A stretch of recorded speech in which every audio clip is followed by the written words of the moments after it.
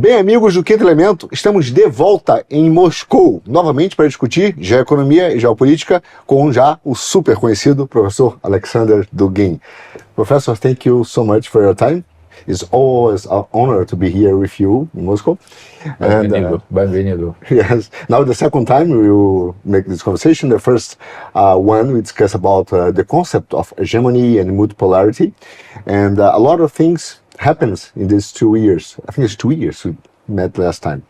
And I'd like to start exactly with the gift you gave to me. That's your new book about the Trump revolution. Because Trump started his government in a very bold way, challenging the economic order, challenging also the diplomatic order, but in a subtle way, as long as I can see. He's technology-driven. Technology-driven, a shift of a new ideology that's more or accelerating in a certain way. Technology to the way of transhumanism, a revolution of AI, also a new technocratic form of government, as long as I can see, with this new pact between the Silicon Valley and Trump. At the same time, it looks like that Trump are promoting a new order based in the great powers, breaking down the world in different regions and respect this new multipolarity. How do you see this? It's not a kind of paradox or conflict between the Silicon Valley alliance that try to implement this new technology-driven ideological shift and Trump deploying this new great powers order. How do you see this? So first of all, I think that Trump 2.0 is very different from Trump 1.0. So there are two different persons, political, ideological persons, and Trump 2.0 is a kind of ideology that is much more than just opportunistic populist Trump 1.0. So I think that is different phenomenon in the field of the ideology.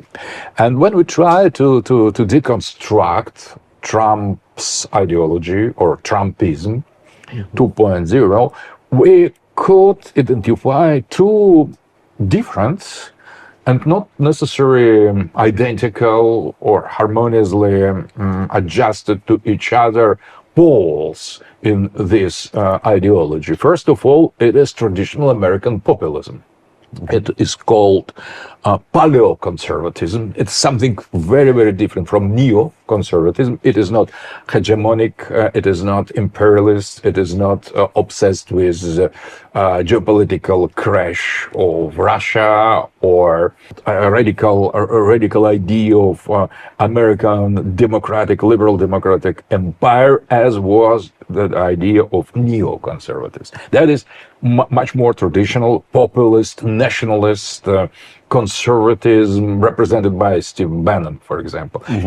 That was already present in the first term of Trump, but now it is huge amount of the MAGA movement. MAGA movement, there are supporters who have suffered during interim period between first term Trump and the second, and during these 8 years, this core, MAGA core, has grown intellectually and politically. It started with some weird concepts of QAnon, reptiloids, conspiracy theories, and now it is kind of ideology, of the conservative ideology with elaborated agenda to restore populist politics, to pull the American people in the center of the politics. That is completely new ideology, new comparing with liberalism, dominating globalism, liberal democracy, and neoconservatism. So that is alternative ideology. And much more interesting and important element of this Trumpism, the second pole of Trumpism, is what is called right tech, Silicon Valley. So apparently they they are different because the conservatives are in favor of traditional values, religion, American way of life, and technocrats, they are in favor of technological development, post-humanism, and something like that. So it seems that they are contrary, but they are overlapping in Trumpism, and where? So that is important. We could not understand Trump correctly without defining where these two fields of different ideological approaches coincide. They coincide precisely on one point, but it is a very important point.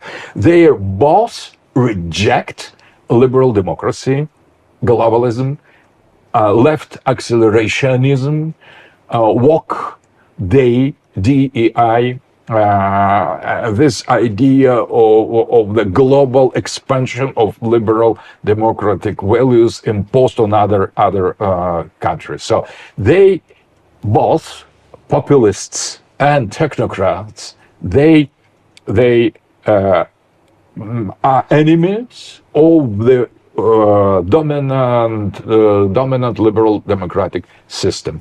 If we could easily understand the reasons by which the conservative, paleoconservative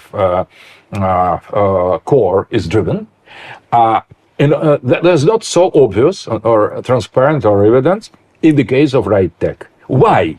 We could ask why the persons like Elon Musk, Peter Thiel, Andreessen, including Alex Karp, the globalist, transhumanist, futurist technocrats, why they joined Trump, and what was the reason of their absolute support for Trumpism that maybe was decisive factor in his re-election. So why they have joined the camp? Not just opportunism.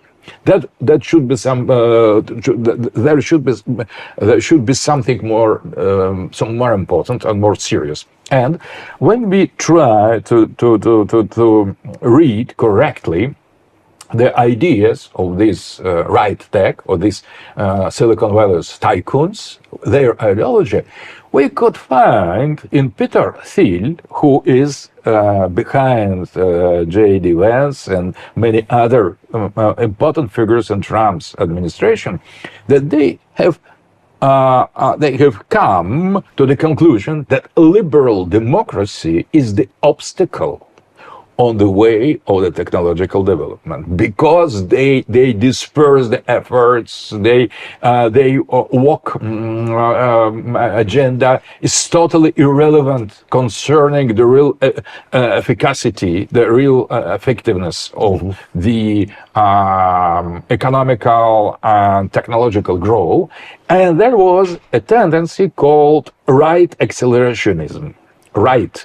The people like Curtis Yarvin, Nick Land, they have created long ago the concept of the dark enlightenment, the paradoxal idea. So the liberal democracy, humanitarianism, woke agenda, transgenderism, and so on, that is included in the left accelerationism is in the reality the obstacle on the way of technological development. So overlapping fields between conservatives, paleoconservatives, and this right tech is precisely the common rejection of the liberal democracy, democratic party, globalization, and so on. So there is something metaphysically common for them, but if the traditionalists, they refuse left liberalism because of its modern and postmodern features, the right tech rejects the same liberal democracy because of the lack of sufficiently postmodern features. So the motives, the motivations are different, polarized, but the result of their convergency is Trump. So Trump is based on these two poles, not necessarily very well friendly and very well fit to each other, but that is precisely a kind of ideological paradigm of Trumpism 2.0. And J.D. Vance, as the symbolic ideological figure, belongs to both of these fields because he is very known and consequent paleo-conservative, and at the same time he is the figure promoted by Peter Thiel. And Trump, with his charismatic nature, authoritarian features, and big plans, big geopolitical plans, he is a kind of top of all these elements. So he is above them. He is above this ideology, but this ideology, two-polar ideology, bipolar ideology of Trumpism supports him because without him nothing could be possible. So he is the key element of all this a little bit strange, weird ideological construction between paleo-conservatives conservatives and the representatives of the Dark Enlightenment. And Trump is on the top. And that gives him a kind of possibility to look at the world outside of the liberal democratic agenda, outside of globalism. And immediately he perceives totally different situation, multipolarity that already exists. It is denied because of ideological reasons of liberal Democrats. They didn't want to accept the existence, the very existence of multipolarity. They insisted that there is no such thing. There is only global world, end of history. In spite of all, and if there was something like multipolarity, they tried to kill that, to destroy that, to cancel that, to cancel Russia, to make strategical defeat on us, to counter China, and to decompose these newly emerging poles, civilizational states, to decompose them, to destroy them, to debunk them, and I think they have lost. They have lost because now Trump, outside of their artificial agenda of their, in spite of the image they wanted to create at any price, that everything is going well with globalization. Now Trump has obtained the new horizon of understanding, so he could recognize that there is the other poles than the West, civilization state, China, Russia, India. There is Islamic civilization, maybe not friendly, maybe hostile, but they are more or less civilizationally sovereign. So Trump is, in that sense, he is a realist, but the realist of special kind. He is not traditional realist relying on the national state. He is civilizational realist, something very like to what Saul Huntington about return of the civilizations. I'd like to explore one personage you mentioned, that's Peter Thiel, because in a certain way, he's building, as long as I can see, like a new deep state that could be stronger than the liberals' a deep state in the past. Do you think that this is real? Could be a risk that he's with Musk building a new deep state stronger and bolder than the past, using technology, surveillance, technology for control people, also try to create a new world order out of the states because we are using technology to do this. And at the same time, also, looks like for me, they are not only have a political and practical program, but also intellectual one, because they attached this program to this new dark alignment idea that also produce a society of caste and all of these two classes of people and the new revolution in AI. So my question is I'd like to explore a little bit more, is the role of Peter Thiel in building up a possible new deep state is stronger and bolder than we have the past with the liberals, but with this new kind of or technocratic republic or technology republic. How do you see this, Professor?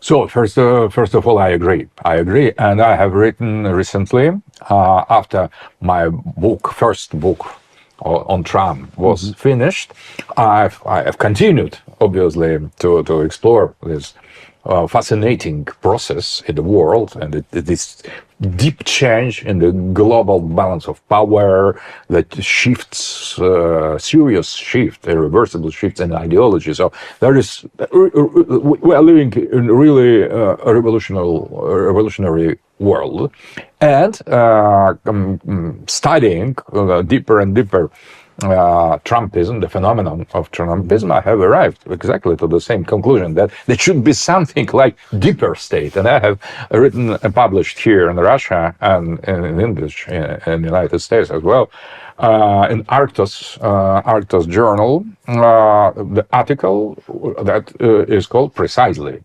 "Deeper State." Okay. The deeper state. There was deep state. That is, this deep state was, in eyes of the Trumpists, deep state signifies liberal democracy, globalist lobby, globalist networks through the world that are motivated by their vision of the future, and they are very skeptical for national interests of the Western or not Western country. And that is interesting that Benjamin Netanyahu has used the word deep state as well. So it is not anymore conspiracy theory about the Messians,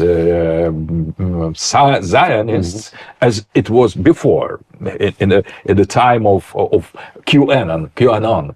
But now it is technical term that represent precisely the omnipotence and a huge power of ideological group that led the United States of America and European Union before Trump came to power. So that is concrete. The meaning of the term deep states is now ideologically, politically, personally very, very concrete. It is not just abstraction. So there is deep state, and Trump now is fighting against it.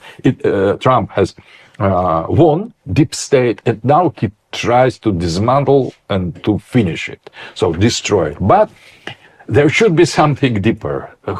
That's some instance that has given to Trump the opportunity to put his ideas into practice, and helped somehow to dethrone globalists. They had totality of the power of the minds, legacy media, and so on, the economy. They controlled everything, but Trump has received some special support from nowhere. It seems from deeper state. So I'm calling that deeper state as just a concept. And I think that what can much better to that is precisely Peter Thiel, and his idea that liberal democracy is obstacle on the way of technological development or singularity and so on. So that could be really a real deeper state, and I think there we could presume the clash between the national populist pole, represented by Bannon, for example, CPAC, and the other, and this right tech or dark enlightenment, deeper state. So they could clash, and we have seen already the first signs of this disagreement between two poles overlapping in their mutual hatred towards globalists, to Democrats, and so on. But there started some debates between Bannon and Musk, between Laura Loomer, a representative of hardcore far-right populism or right populism, conservative populism, against Vivek Ramaswamy. So there was already some first glances of possible clash between between deeper state and populism. But interesting, if we follow Elon Musk tried to respond in the first attack of Bannon against him. Immediately, he tried to respond, "Oh, we will overcome you. You are not important. So we are in charge of the government. We are dodgy. We are the drivers of the Trump's success." Musk tried to do that, but immediately he has received so many critical and negative comments in the X.com controlled by him, so he was obliged to stop that immediately, because these technocrats, they absolutely need the support of these national populists. Without them, they could not dream to overcome left accelerationists. So that is very interesting. So deeper state could not act today without some alliance with this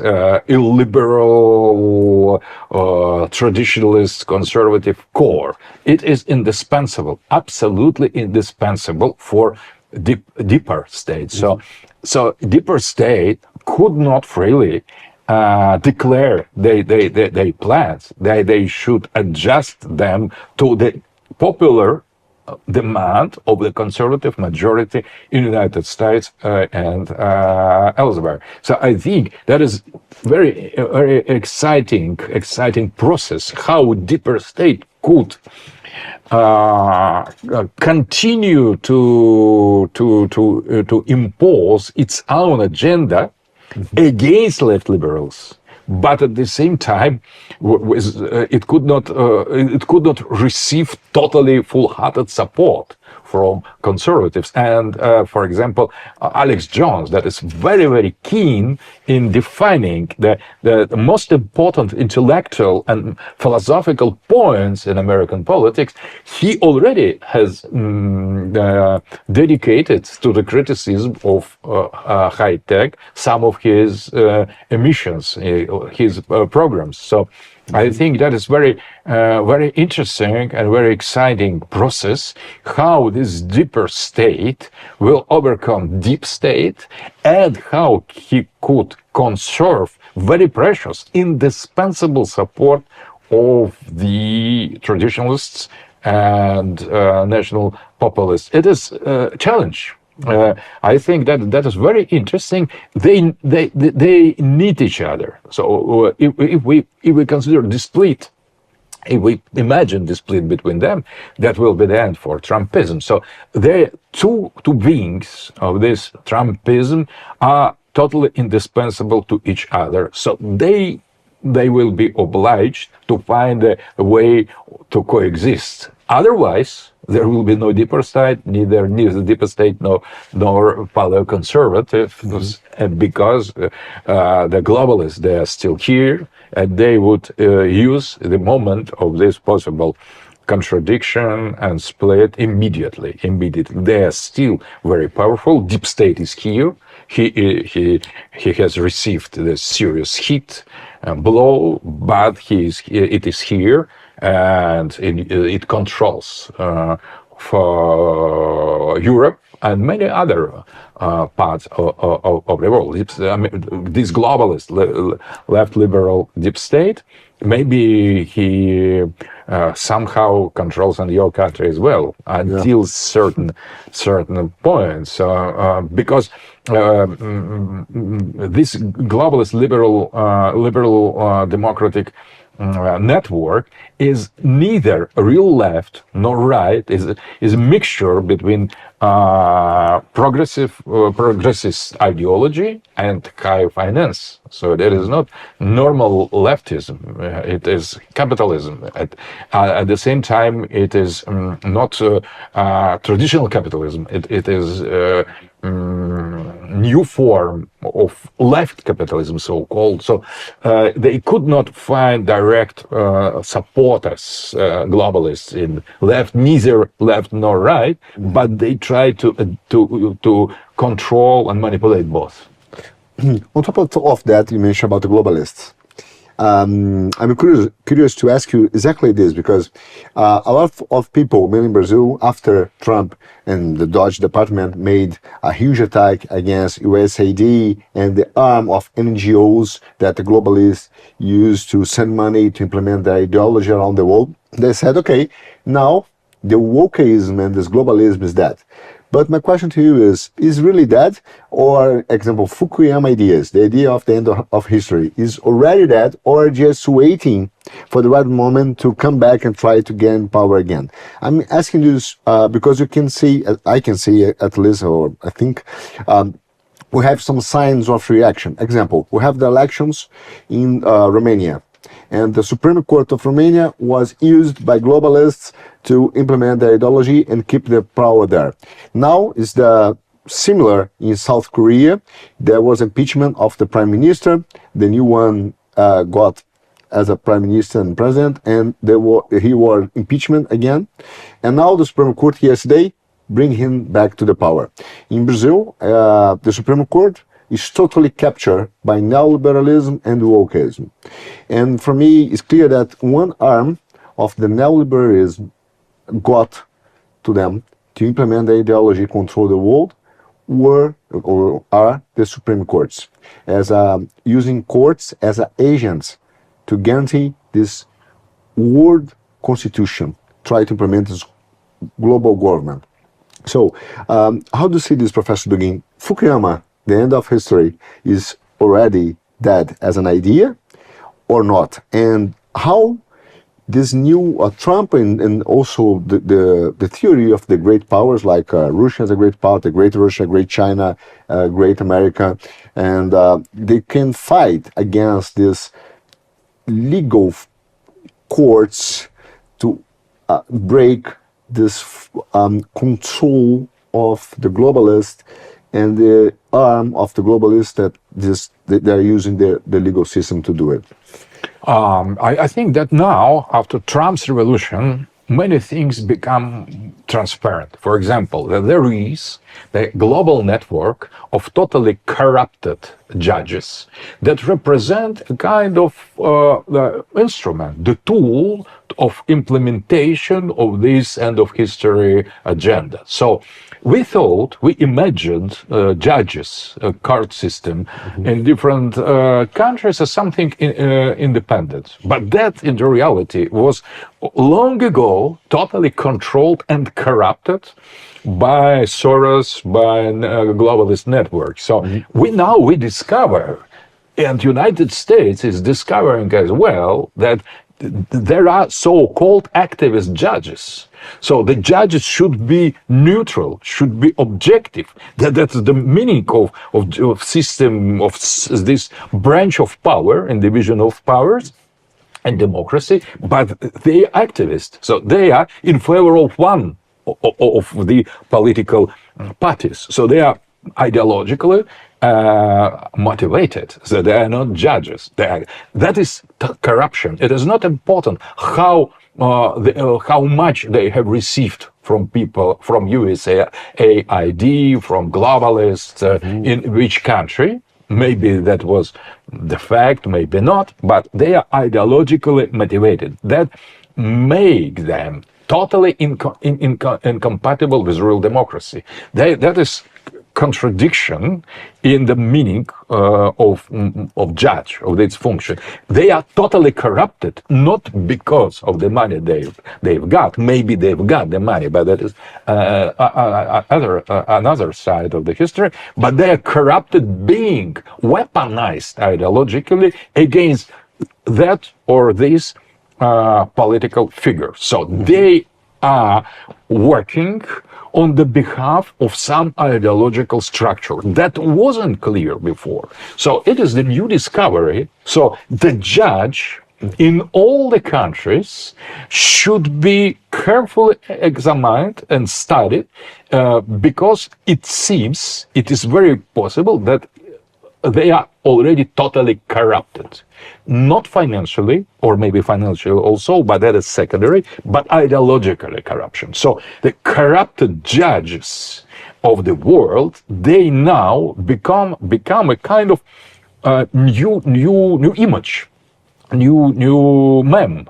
So corrupted judge, if you are a judge, maybe you are corrupted, maybe you are activist judge. Activist, so you prefer one from by ideological reasons, one part better than other. So you are not neutral, you're not objective. So it is not fair. So you're corrupted because you are motivated, not because you have received money. That is very important, and that is precisely what how we could explain the situation in Romania, in Brazil, in Southern Korea, in United States as well. So the globalists, when they ruled everything, politics, executive power, they have infiltrated the court system as well as education, finance. They have infiltrated everything, but they have put their attention in the corruption of the court system, legal system,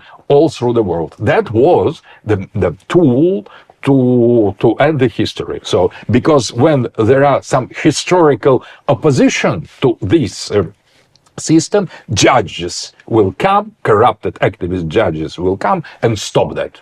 For example, preventing this or other candidature in the elections. So the judges have destroyed, corrupted judges all through the world, globalist, liberal, left liberal judges. They have destroyed the democracy. So that is the dictatorship. Liberalism has become dictatorship, and precisely this system of global corrupted judges is one of new feature of this Fukuyama project. So in order to end the history, you need corrupt the judges. Very bad idea, very anti-democratic idea, but the globalists are so. The second point, I think, that concerning this very existence of this project. So obviously, the left liberals, they don't want to recognize their defeat. They want revenge against Trump, against Putin, against Xi Jinping, including against Modi, because there is the huge campaign against Narendra Modi in India, and his opponent, Rahul Gandhi, is totally supported by Soros and by the same representative of end of the history ideology, liberals. So there is the fight against these sovereign multipolar leaders, including Trump. And we see that Europe is in the hands of these corrupted liberals. Many regimes in the world are controlled by them. But what is important? I think that we shouldn't underestimate the role of United States. When Trump has destroyed USAID, when he has closed and cancelled the Department of Education, he made a huge blows against this system, because the money, political support, strategical support, diplomatical support of all this network before Trump came to power was concentrated in Washington. So Washington was the the heart of this monster, a global liberal monster. And when Trump and Trumpists, they have taken out the heart of the monster is still alive, but without hearts he could not last for long. So they have got out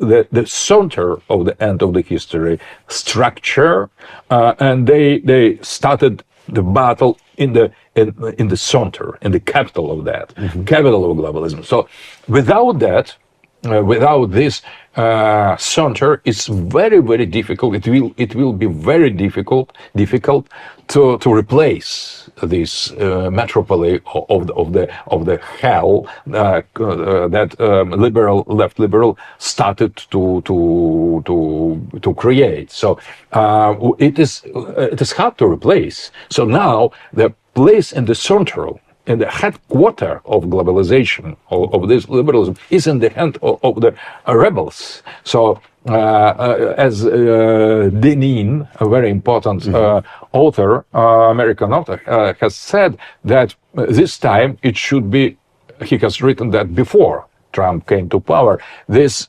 time we should make regime change in United States. So, making regime change operation in United States, so you take out the most important elements, so processor in the computer, so the heart of the machine.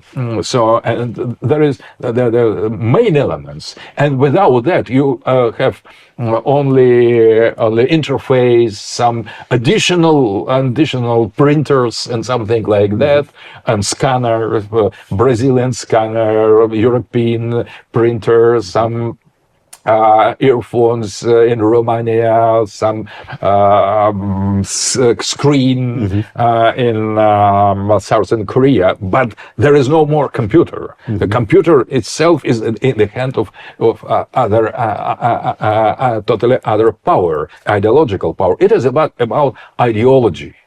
Because all the structures, all the political branches, all the political systems and institutions, finally, at the end of the day, they are just tools of some ideology. And there is ideological revolution in the United States.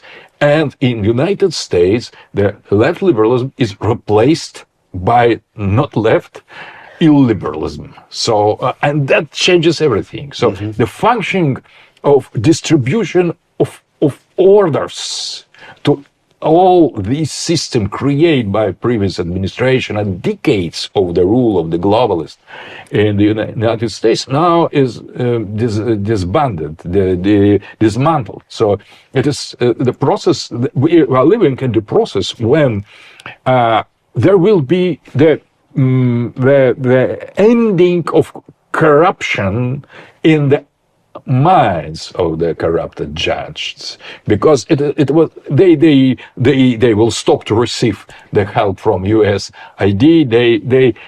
They will stop to receive material aid and help. But most important element, they are going to lose ideological support from the center, from the headquarters, where rebels now are in power. Okay, I'd like to explore now the Russian perspective about the world, because first of all, I'd like to confirm if you think that the model will be the model that will best describe this new multipolarity world. That's the theory of great powers. So the Americans, the Great American, like a civilization state. Great Russian as a civilization state, China also as a civilization state. The rules of this land is like Emirates, UNA. So how does could be, if they could be also, and in this new order, what scare a little bit to the Brazilians, because we are there. You see these great powers. We don't want to be a colony or a new colony again, but in a certain way, honestly speaking, for us today we have only nominal sovereignty, not real one. We would like to have real one. And part of this woke agenda try to control Brazil and keep us and the global south under development.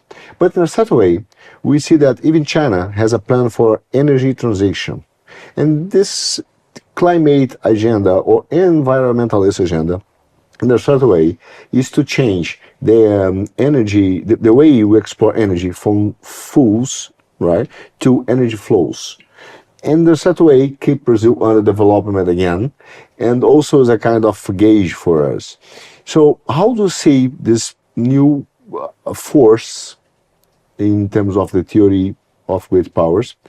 And if you could explain also the vision of Rushan about this, the idea of the third Rome, because a lot of people in Brazil understand, hear that, say, okay, this is, what does it mean exactly? This means that a zone of influence that goes beyond the borders.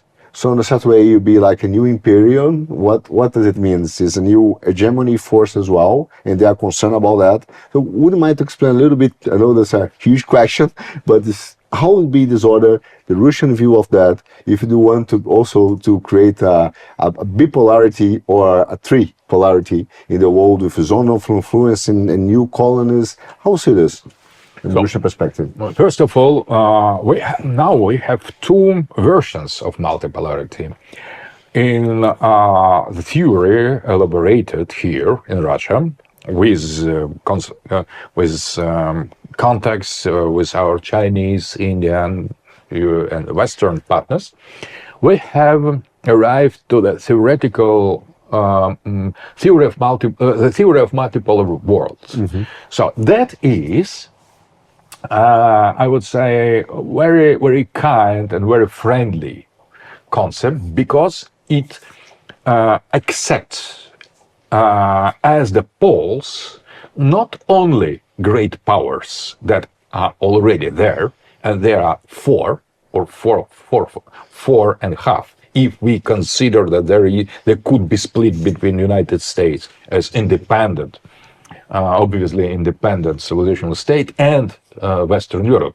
So maybe there will be two Wests, not only one. Mm-hmm. So, and we see that the split is going on every day. So we could suggest or accept that there will appear soon some other West European civilizational state, independent from America, from us, and so on. So 4 or 5. India is obviously in a civilizational state. So it is not bipolarity already, but 4 polarity or 5th polar world, something like that. But in theory of multipolar world, we agree to reserve the same place of the pole to other civilizations. So, for example, we consider that unification of Islamic world between pacification, the relations between Shia and Sunni, and Arabs and Iranian and Turks and Urdu and other. So there could appear Islamic civilizational state. There is no Islamic civilization state, but there is Islamic civilization. So in theory of multipolar world, we reserve openly the place of this Islamic civilization state, and we are dealing with Islamic civilization as if this civilizational state is already here. That is a credit, geopolitical multipolar credit. In the geopolitics, I suggest the term distributed heartland. So that we were heartland, unique heartland in bipolar world. Now we are distributing this status. We have given this status to United States of America. Mm-hmm. America has its own heartland. There's Trump zone, the Republican zone in the center, heartland, American heartland, and American controlled by liberal sea power. So the same for Europe. We could grant that in kind of project of de Gaulle vision of independent Europe.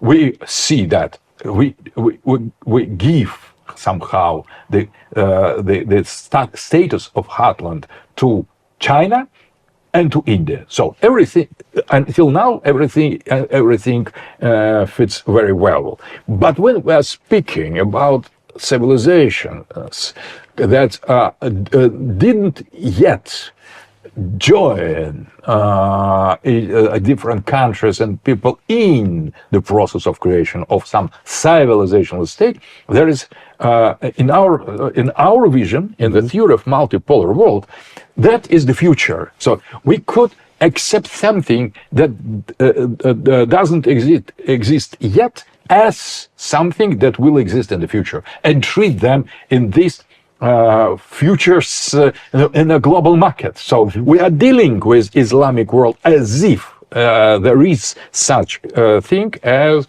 Islamic civilizational state. The same for Africa and the same for America, Latin America. So that is why for us it is so important the symbolical representation in BRICS, not only of our friend Brazil, that is the main support of multipolarity until now from Latin America, but as well Mexico, Argentina, Chile, and other country of Latin America. So we are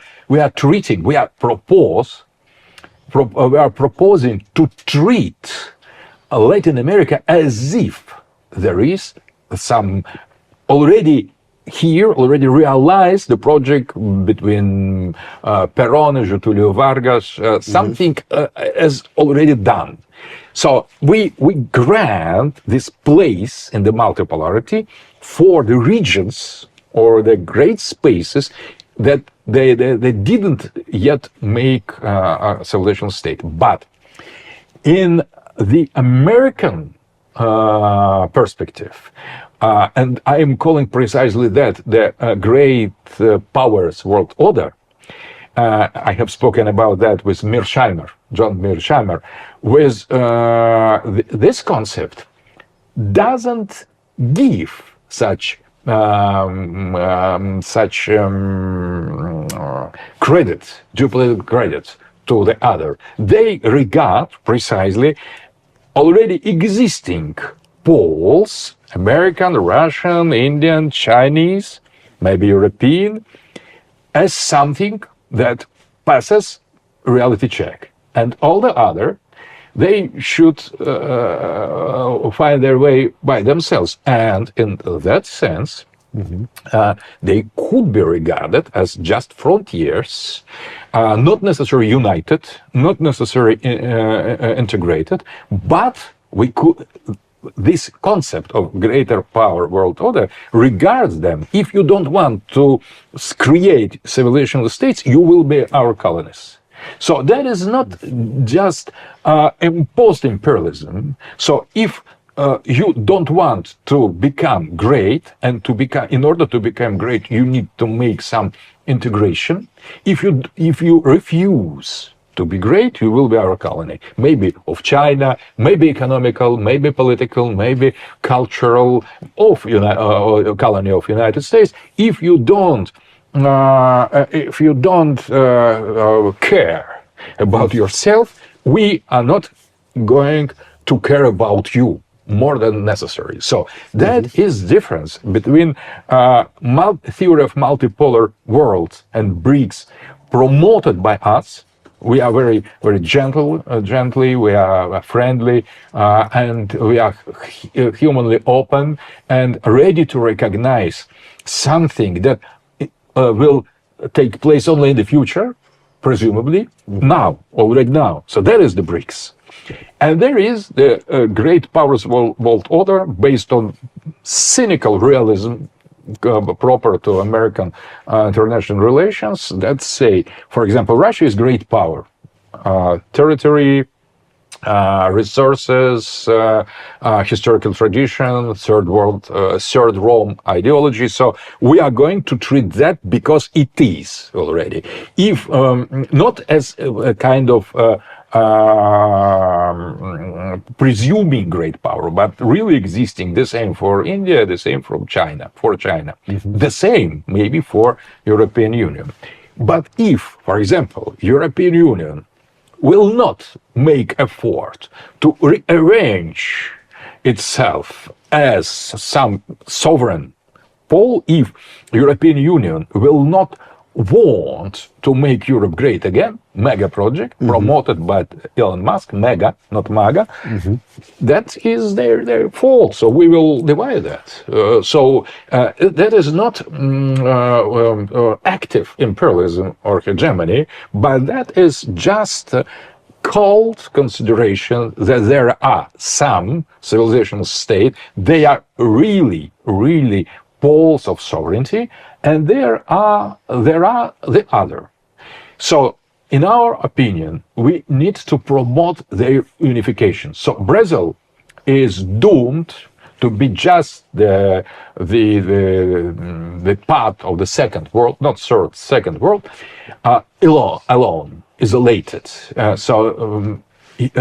Because it's in spite of many resources you have, you lack some very important points to be really sovereign. In order to achieve the sovereignty, you need unification of the Latin America. So, putting together all the countries of Latin America, you could create a full-scale, totally independent, really sovereign civilizational state.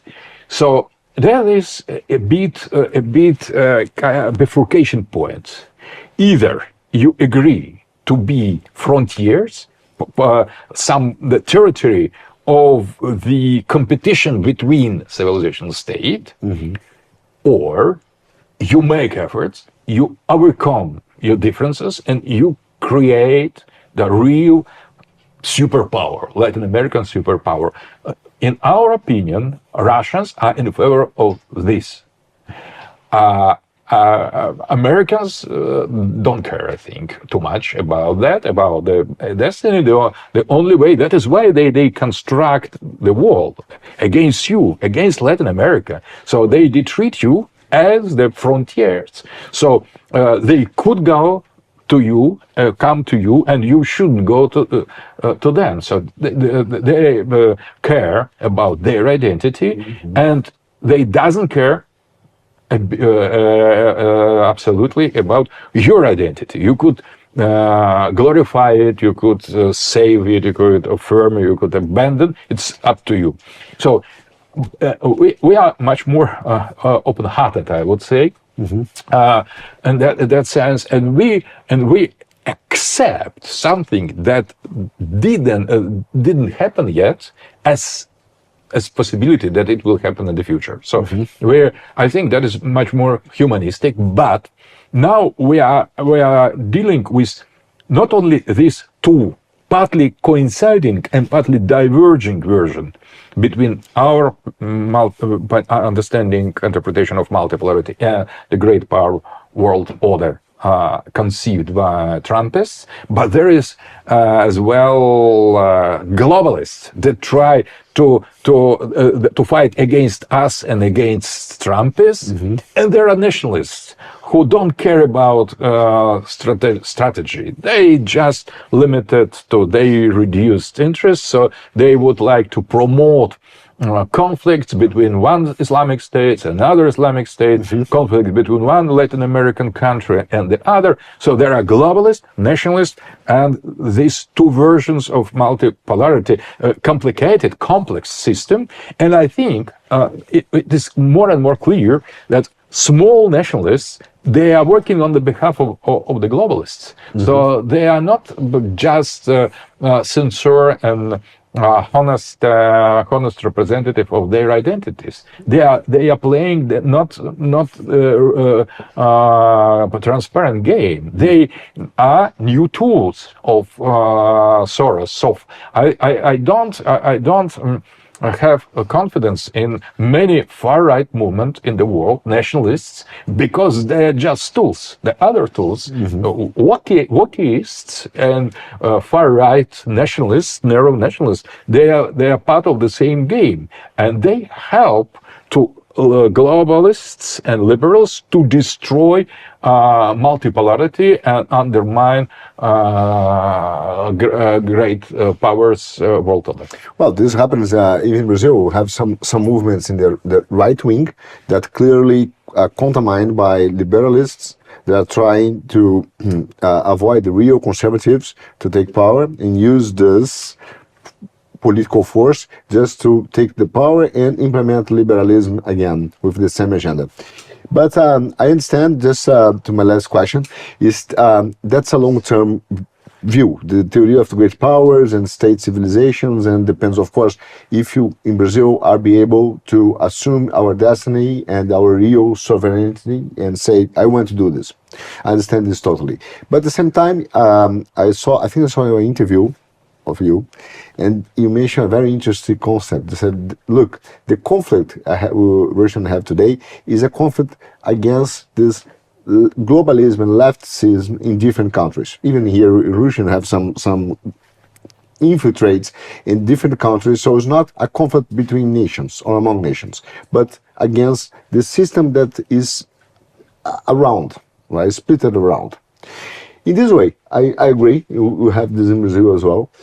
This transitional period to this new multipolarity world, and the way that Soros and this globalists trying to still fighting, do you think that could be one possibility is create focus on like civil wars in the countries, because the leftism, globalists, wokeisms are trying to create almost civil wars in the same way that Anna Hart said in the past that we will face this civil wars in the countries, because that's the new way they are doing war and using all of tools as gun, weaponize everything, money, food, books, even the media. So do you think that possibly this transition period in some countries will reflect civil wars to create this new structure that could be born in the future, or it could be resolved politically? Quite possible, quite possible. So first of all, we need to understand that globalists, if, for example, we imagine that they create their own party that will defend their ideas, they will fail in any country. So they could not be represented openly. So they have their networks, but they corrupt the other system. They could not declare. We have the left liberal political party defending globalization and of history. They will receive zero support, or almost zero, because including the people who is working on them in different countries, they explain that betrayal and treason of their own national interests by some different elements. They don't like this regime, they don't like this leader, they don't like this person or political structure. So it is never direct, but always indirect. Carl Schmitt called that potestas indirectas.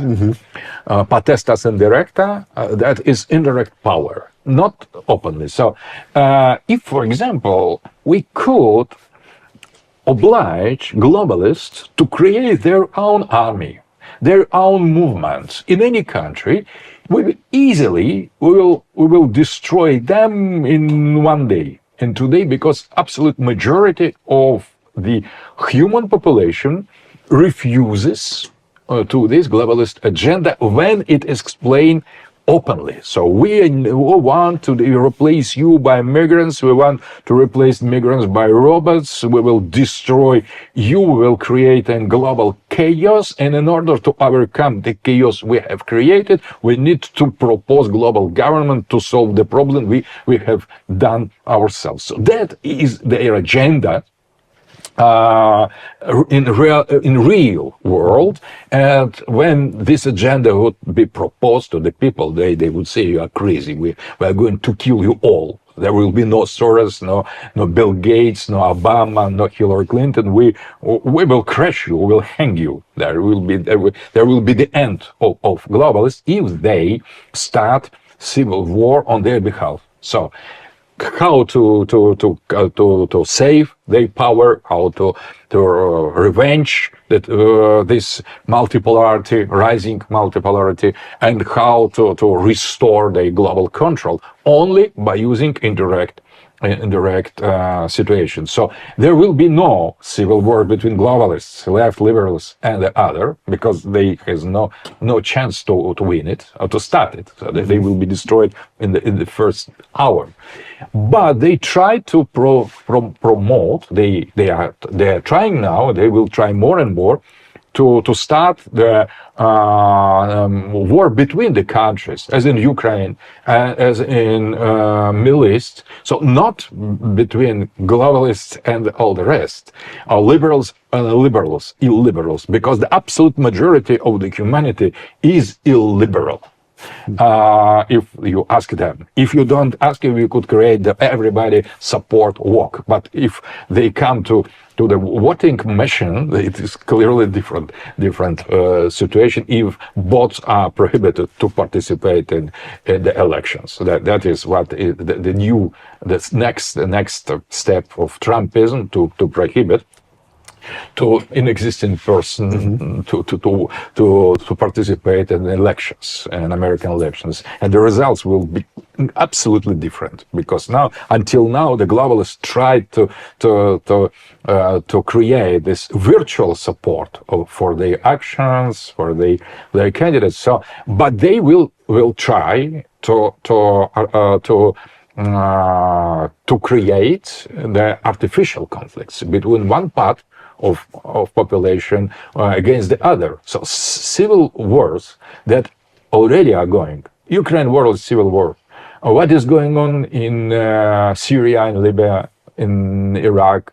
These are civil wars. It's not about liberals. There is no zero support for liberals in Arabic world. But there are so many huge and very violent and very cruel wars. They will start to ignite the conflict, the catastrophes, the pandemias, and many other things, in order to destabilize the situation, to sabotage great powers' world order, and they will use political killings, annihilations,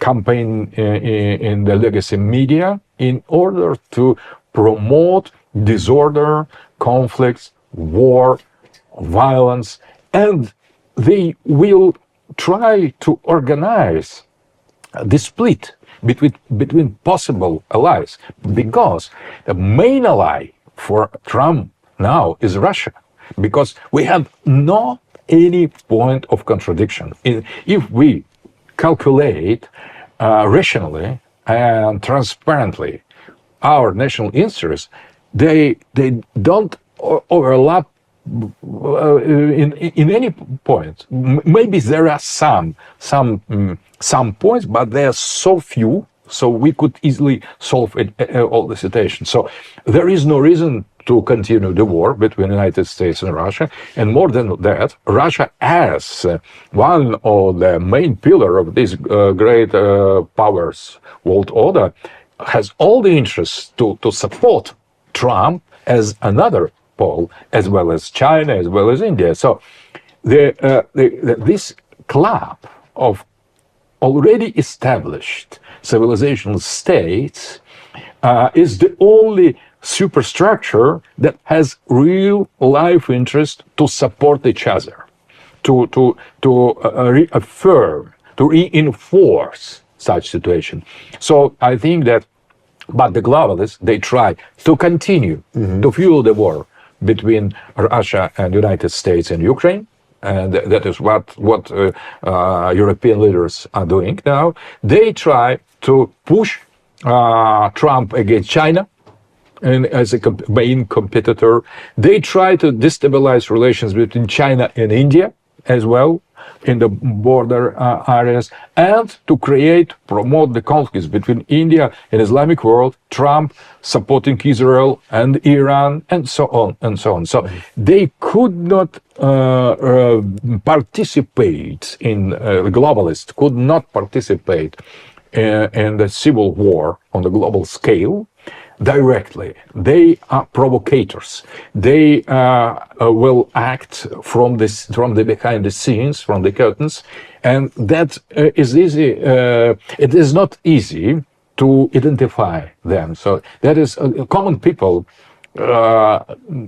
has no capacity to see through this curtain. So that is the problem. So because they rule on lies, of total lies, on wrong images, on fake news, pretending to or not to, either not to exist or to be good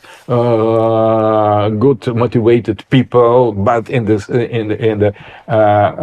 reality, and they blame to be Nazis, to be aggressors, to be far-right, those who on the contrary try to fulfill the real will and desire of the people. So they lie always, and that is a huge discovery for America, that the American people lived and still lives under huge pressure of the global, total, absolutely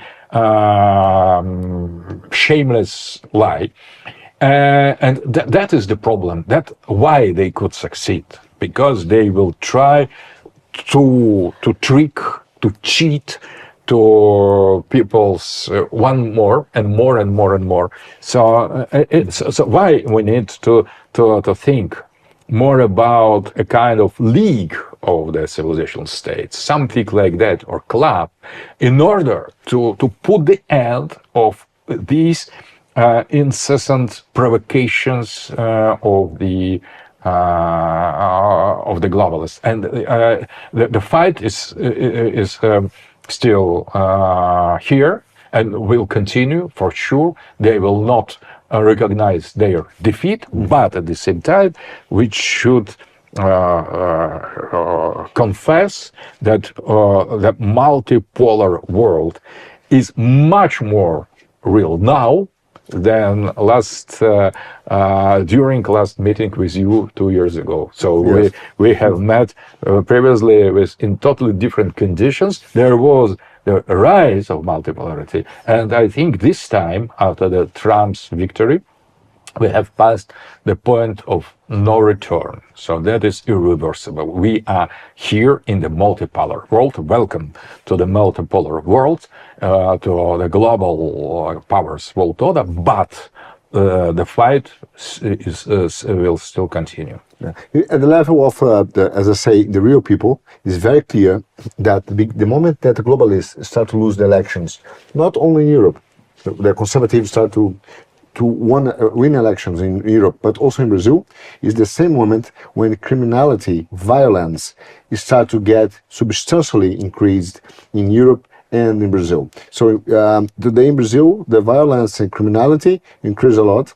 It's the same in Europe, Paris, Portugal. I live in Portugal now, but Lisbon, London, Paris is the same. Exactly what they are doing. They are creating the chaos, replacing immigrants for robbers, and try to support the organization, the big criminal organizations in Brazil. Now, just there's a news that came out of the blue like 3 hours ago. I saw that army guns were received, the Polícia Federal in Brazil received and got a huge organization. They are sending military armed guns to Brazil, believe it or not, by DHL.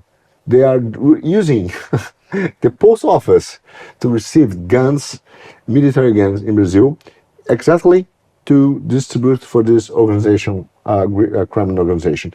This movement could be made only by globalists that know how to control this stuff, because you cannot just send a gun a military gun by the post office. That's crazy, but happened in Brazil.